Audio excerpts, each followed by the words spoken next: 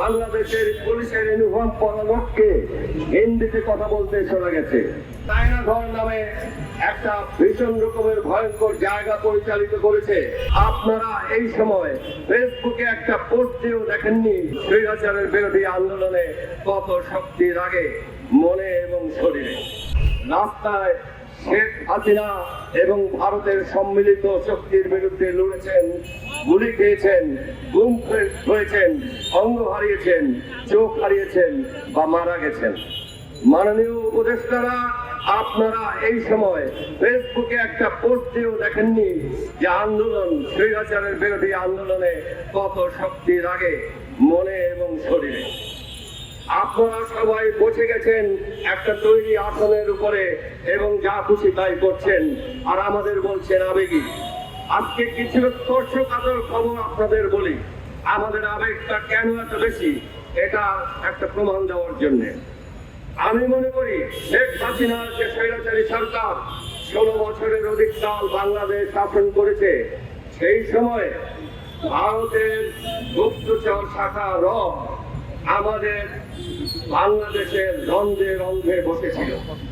আপনারা নিশ্চয়ই শুনেছেন মেট্রোপলিটন পুলিশের যত ডিউটি ছিল সেখানে মাঝে মাঝে বাংলাদেশের পুলিশের ইউনিফর্ম পরা লোককে হিন্দিতে কথা বলতে শোনা গেছে।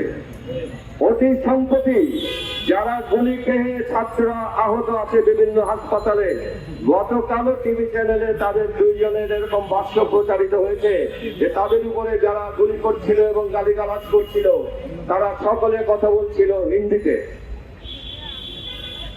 আপনারা জানেন যে সেনানিবাসের ভিতরে ডিজিএফআই একটা আয়নাঘর নামে জায়গা তৈরি করেছিল, যেখানে মানুষকে গুম করে রাখা হতো, বছরের পর বছর নানা রকম অত্যাচার করা হতো।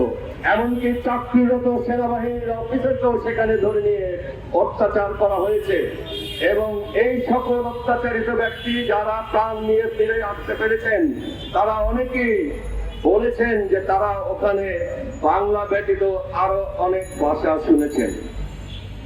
যেই ভারত তার এই এজেন্সি দিয়ে শেখ হাসিনার সরকার গত 16 বছর পরিচালিত করেছে, শেখ হাসিনার পুলিশ গত 15 বছর 16 বছর পরিচালিত করেছে, ডিজিএফআই নামক এবং আয়নাঘর নামে একটা ভীষণ রকমের ভয়ঙ্কর জায়গা পরিচালিত করেছে। আমি মনে করি এই দেশের প্রতিটা মৃত্যু, এই দেশের প্রতিটা আহত ব্যক্তি, এই দেশের প্রতিটা অঙ্গহানি যাদের হয়েছে, তাদের সবাইকে যেই গুলি বা যেই লাঠি বা যেই অস্ত্র দাপিয়ে বেরিয়েছে সেটা সম্পূর্ণ ছিল ভারতে। শেখ হাসিনার হাত দিয়ে শুধু সেটা এখানে পরিচালনা করা হয়েছে। আপনারা যারা উপদেষ্টা হয়েছেন তারা কখনো রাস্তায় আসেননি, তারা আমাদের সাথে আন্দোলনে অংশগ্রহণ করেননি, তারা পালিয়ে বেড়াননি, তাদের কোনো আত্মীয় স্বজন গুম হননি, খুন হননি, তারা কেউ গুলি খেয়ে আজ বিছানায় শুয়ে নেই। আপনারা আমাদের আবেগ বুঝবেন না, এটাই স্বাভাবিক। কিন্তু এতটুকু মনে রাখবেন, আপনারা আজকে যেখানে বসে আছেন সেখানে এই রাস্তার জনতা আপনাদের ওখানে বসিয়েছে। এই রাস্তার জনতার আবেগ বোঝা এবং সেই মতো কাজ করাই আপনাদের কাজ। আপনাদের কোন ইচ্ছা এই সরকারের প্রতিফলিত হোক, সেই জন্য আপনাদের ওখানে জনতা বসায়নি। জনতা বসিয়েছে তাদের দাবি মানতে হবে। আর তাদের দাবি কি? ভারত যতদিন শেখ হাসিনার সরকার দিয়ে যত লোক খুন করিয়েছে, অঙ্গহানি করিয়েছে, পঙ্গু করিয়েছে, তাদের ব্যাপারে দুঃখ প্রকাশ না করবে এবং অনুতপ্ত না হবে, ততদিন ভারতে ইলিশ মাছ তো অনেক দূরের কথা, একটা পুঁটি মাছ বা একটা সুইও ঢুকবে না। এটাই জনতার দাবি এবং আপনাদের এটা মানতে হবে।